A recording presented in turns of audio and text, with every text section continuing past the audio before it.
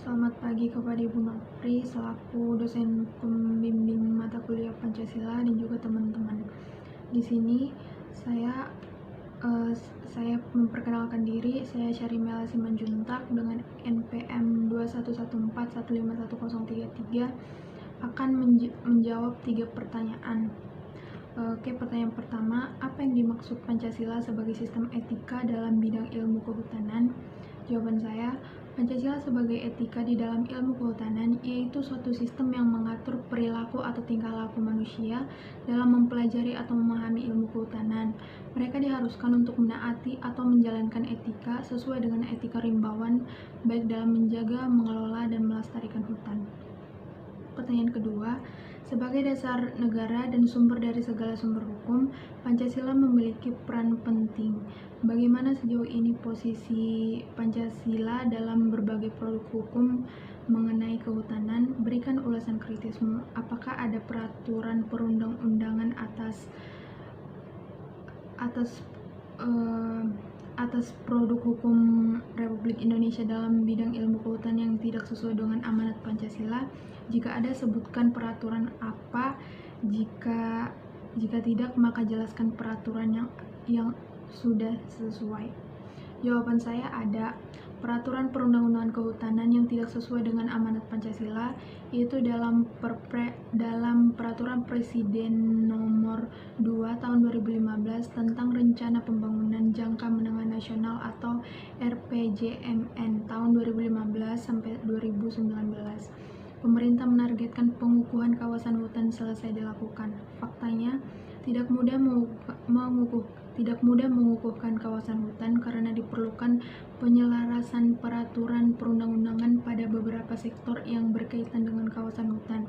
Misalnya peraturan pertahanan, peraturan pertambangan atau baik migas maupun minerba, peraturan perkebunan, peraturan pesisir, peraturan tata ruang, peraturan lingkungan, dan sebagainya.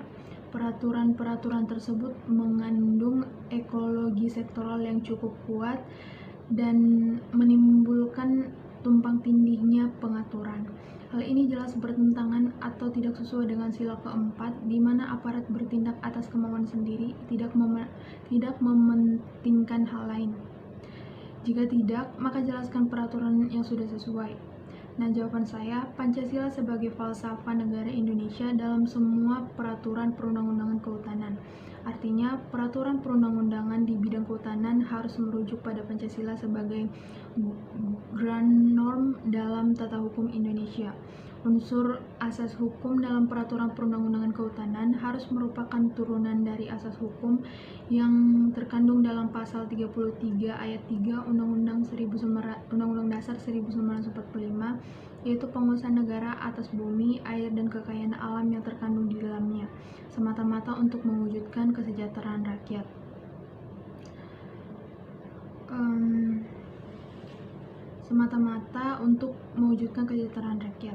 Unsur kaidah-kaidah yang terdapat dalam peraturan perundang-undangan di bidang kehutanan harus dapat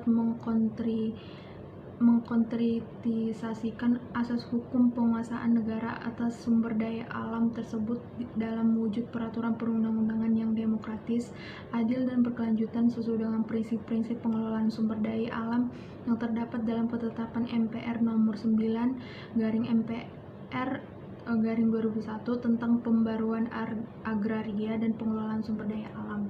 Hal ini tidak bertentangan dengan amanat Pancasila karena mereka sudah menetapkan dalam wujud yang adil dan secara demokratis. Hal ini sesuai dengan sila keempat dan sila kelima.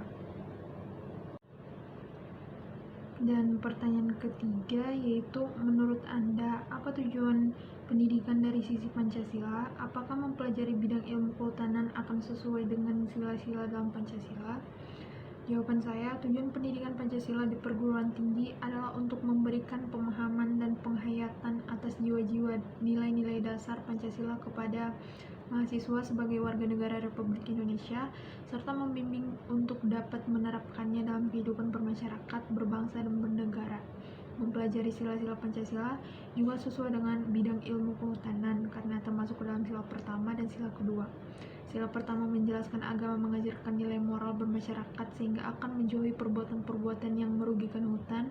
Dan sila kedua mencerminkan moral berbangsa Indonesia yang adil dan beradab, sehingga makna pengamalannya hasil dari memproduksi hasil kayu dan menjaga ekosistem hutan harus sepadan dengan jerih payah, modal, dan pendapatan yang diterima. Sekian yang bisa saya jelaskan. Terima kasih.